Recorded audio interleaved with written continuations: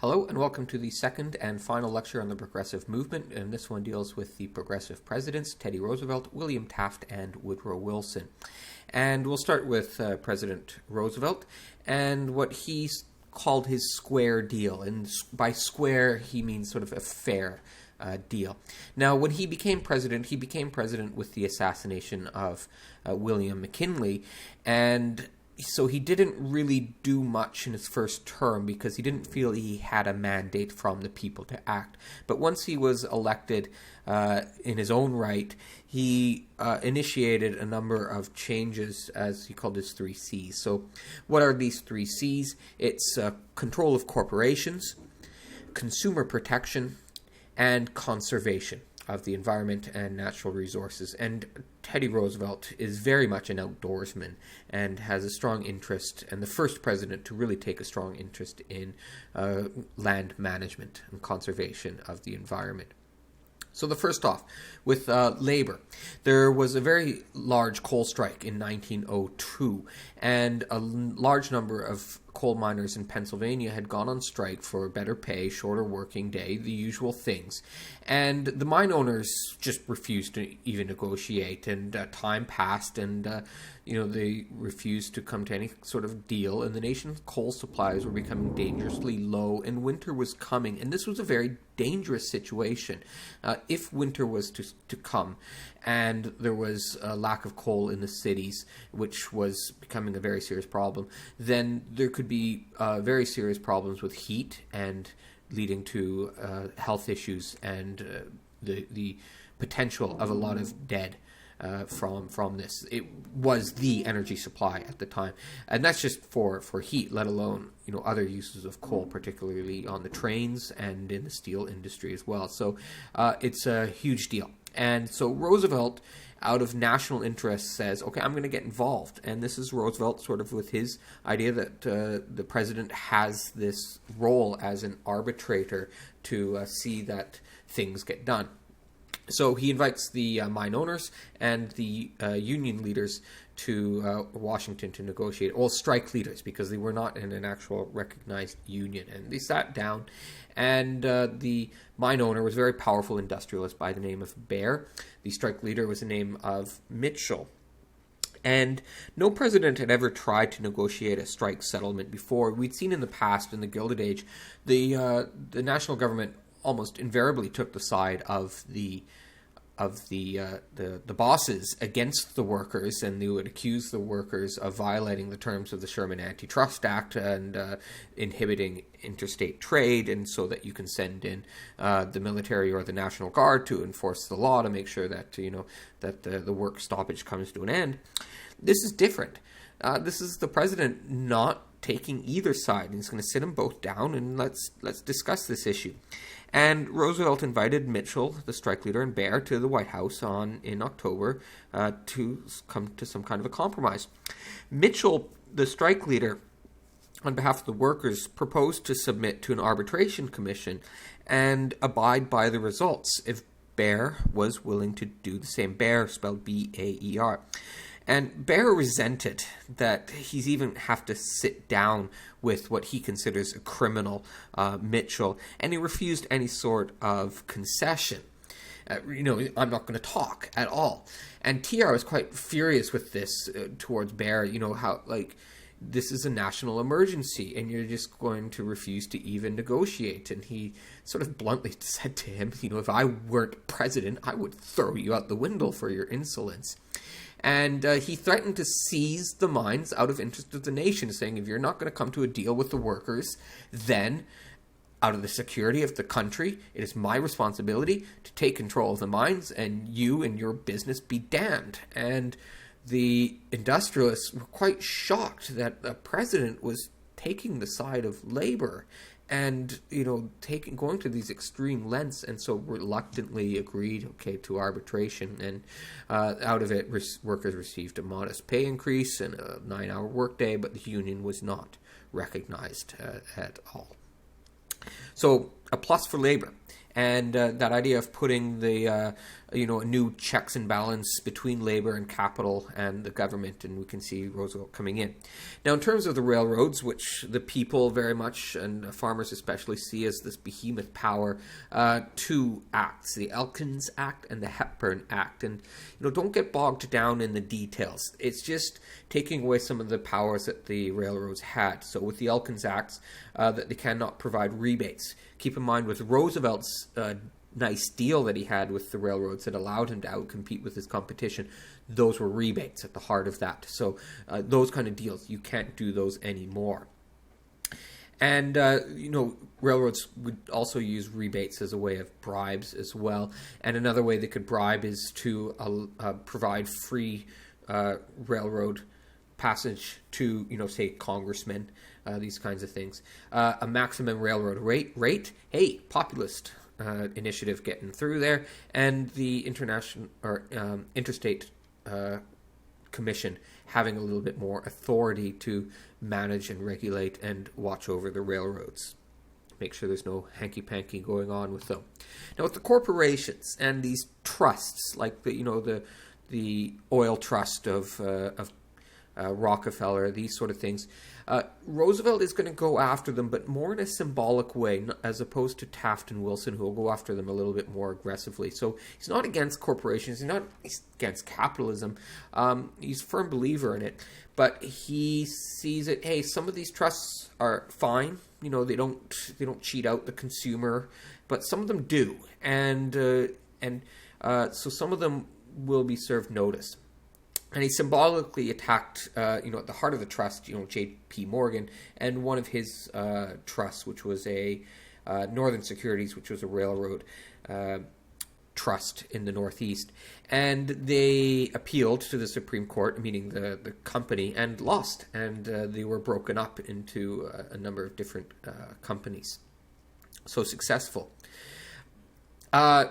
And he used it on a number of others, but many he just left alone. And his goal wasn't to destroy this economic model, but it's to let everybody understand the supremacy of law resides within the Constitution, within the national government, not in business. And it's the government who sets the rules, and it will enforce those rules. So again, a check and balance between capital and labor and the government coming in here. And corporations sort of get the message and become a little bit more tolerant of governments coming in with rules and laws to regulate industries. And a cartoon sort of showing a bad trust will be shot down and good trust will be left alone. The consumer and consumer protection. And this comes out of the most infamous of the muckraking writing, which was a novel called The Jungle by Upton Sinclair. And the jungle that he was talking about was the meat industry of Chicago. And Upton Sinclair had gone and observed the going-ons within the meat packing industry, going into the slaughterhouses and into where the meat was being processed. And for him, he saw the abuse to the immigrant workers at these places, and he wanted to punch Americans in the heart and drive sympathy towards the workers within the industry. But he had an unintended effect of, as he would later say, of punching them in the stomach, because he exposed the most horrible of abuses within the meat industry, of things being put into the meat to make it look a little nicer than it really is, things that shouldn't be going in, that the uncleanliness, the rats and the rat feces that was also going in, the lack of any kind of sanitation, sick workers with tuberculosis working on it and everything. And yeah, the nation was punched in the stomach, including Teddy Roosevelt. The story goes, I think it's a bit of a myth, that he was eating breakfast sausage while he read an account in the newspaper of this. And so government inspection of the meatpacking industry, well, so Theodore Roosevelt wants to know, hey, what is there truth to this? And he sends out the government inspection of the meatpacking industry and finds, yeah, it's true. And two laws come out of it, the Meat Inspection Act and the Pure Food and Drug Act. And These are hallmarks of government regulation today around the world of what's going into our food, our medicines, and other products. And is it safe? Is it being done in a clean and sanitary way? In the investigations, the meat, I wouldn't want to know what was going on. I wouldn't want to see it myself. And here's some people advocating, proper inspection of meat. And here we have government workers in their clean white frocks, checking everything, is it going on properly. And in medicine, making sure that, this was a golden age of hucksters selling tonics, cure-all tonics, try it. And invariably, these tonics kind of sometimes worked because they're full of cocaine, which was not illegal at the time. Oil of gladness cures all pains and aches. Coca-Cola syrup.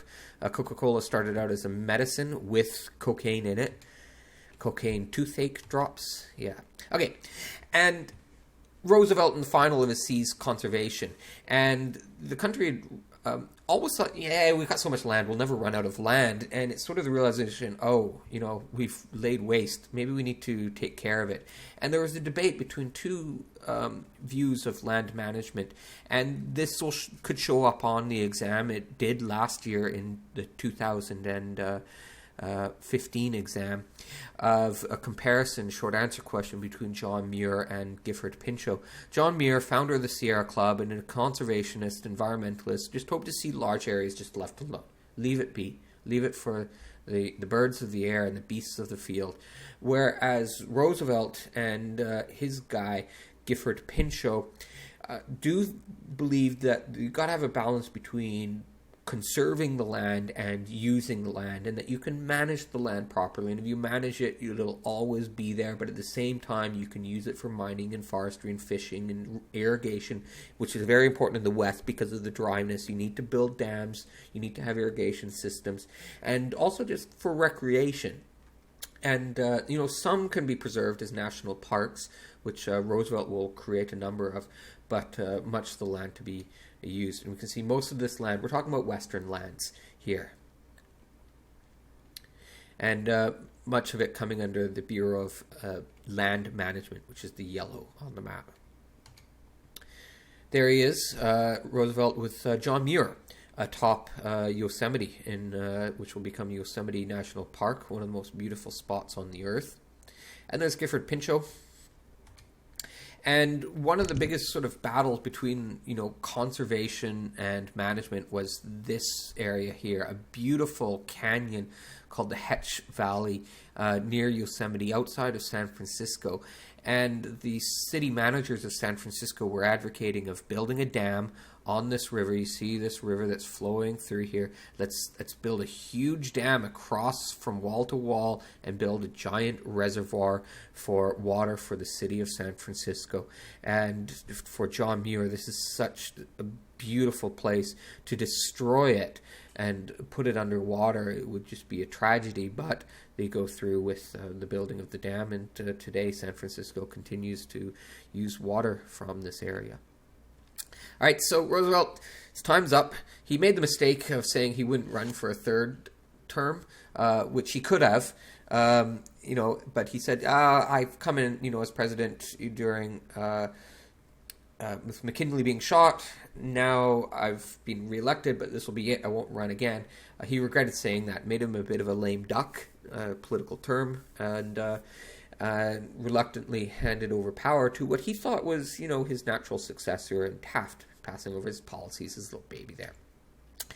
But there's a break between these once friends as for Taft, he's going to continue Roosevelt's trust-busting policies. He'll do 2 times as many cases were brought up for prosecution, but in other areas, Taft was not the reform-minded person that Roosevelt had hoped he'd be, and he's going to split the party into conservative and reform wings, with Taft taking on the conservative wing and Roosevelt coming back into the political arena on the reform wing. In particular, Taft fired Gifford Pinchot, Roosevelt's sage in land management, and he signed a tariff on a number of consumer goods. And for progressives, the tariff is evil, as it very much has hurt consumers and benefited only businesses.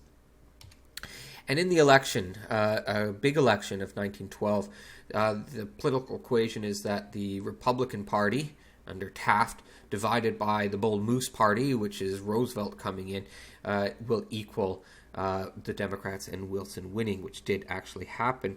And in this election, Roosevelt and his bull moose, they're called the bull moose because Roosevelt just had the energy of a bull moose and was charging in like a bull moose. They're, I believe, called the Progressive Party. That was a nickname. A campaign on an even more progressive movement of minimum wage laws, corporate taxes, voting rights for women, and a much more active government regulatory role.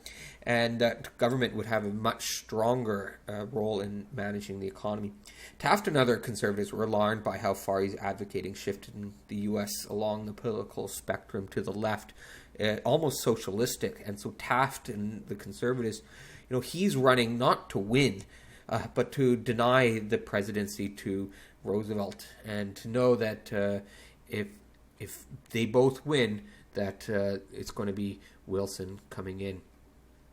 And in this election, we also have Eugene Debs, the socialist, running a solid 6%.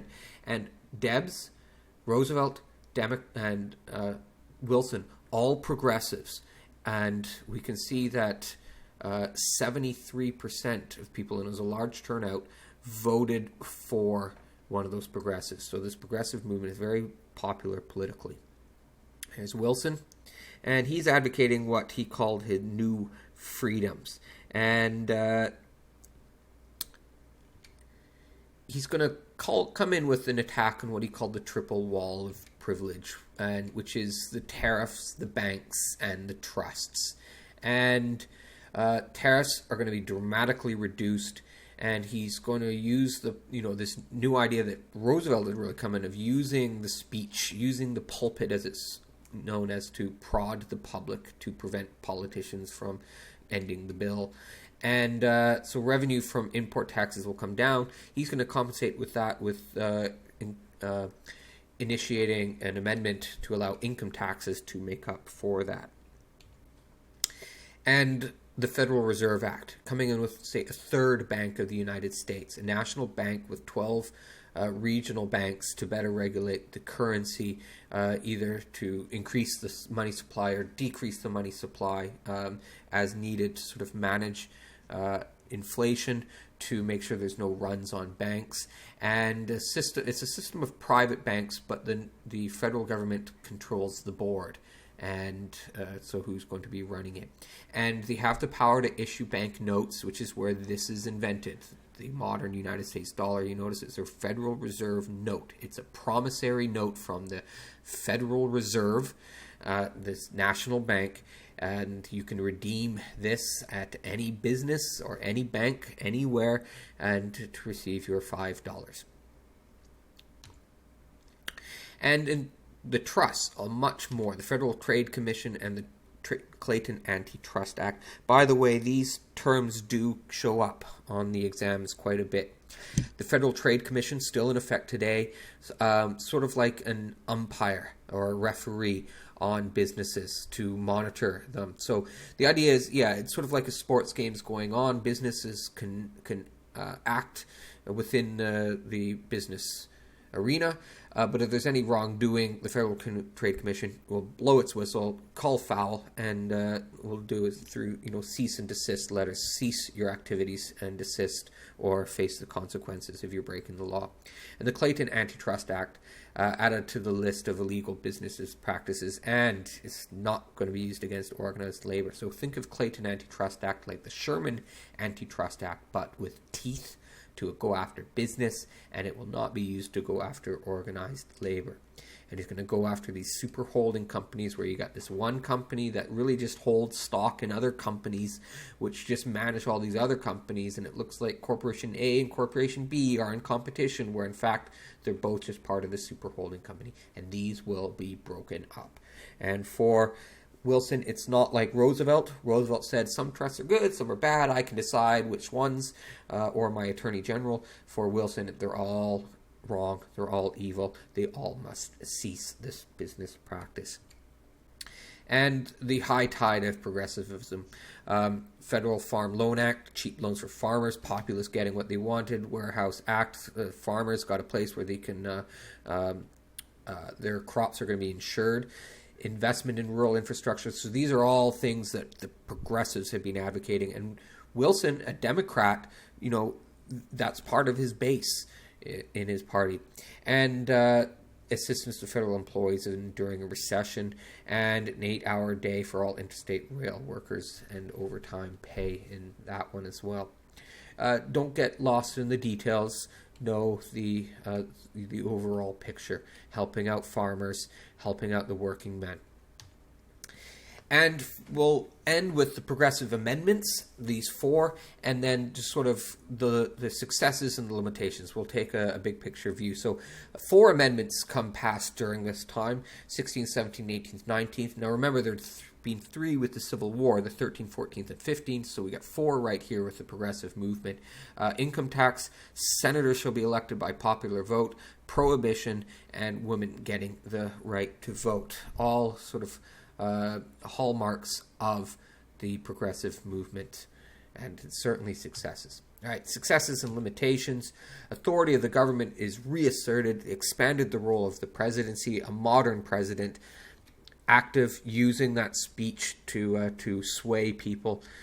Precedent of the involvement in government to improve lives. This is a precedent. Now it's not a new idea. It's been advocated for a long time, but coming into fruition. Consumer protection continues as a basic function of all democratic governments the world over. Transition the country into the modern era. Conservation movement, an early environmentalism, the environmental movement, the modern environmental movement will build off of this. The Sierra Club is a leader today in conservation, and it's born out of the progressive movement. Advance for women, expansion of their sphere. Let's just keep expanding that out, punching it out, and legitimized, organized labor, and they're part of the conversation now. And laying the foundation for future reforms. We're setting a precedent. Government can get involved. And the New Deal and the Great Society, which I cited before, as the 2 major ones that will follow on the heels of the progressive movement. Now, limitations. You can't sustain this movement forever. And World War I really bringing it into it. And as prosperity comes in the 1920s for a lot of people, and similar to previous reform movements, so like the antebellum reform movements, really came to a halt with the Civil War and the lead up to the Civil War, and the New Deal will slow down with World War II, and with the Great Society. Vietnam War really puts a kibosh on that. It was uncoordinated as a movement. The Supreme Court was a counterbalance. It will be in the New Deal as well. Few material gains for African Americans at this time. And the NAACP was born during the progressive movement. You've got that ongoing debate between Booker T. Washington and Webb Du Bois, but they don't really see much change in their lives during this time. And with World War I, that's going to be the start of the movement of African Americans out from the Deep South to escape Jim Crow, to escape sharecropping, and to seek better opportunities in the industrial cities of Chicago and New York and Detroit and out west in Los Angeles. And that trickle that starts in World War I will become a flood in World War II. All right, so that's the progressive movement right there. Thank you very much for listening.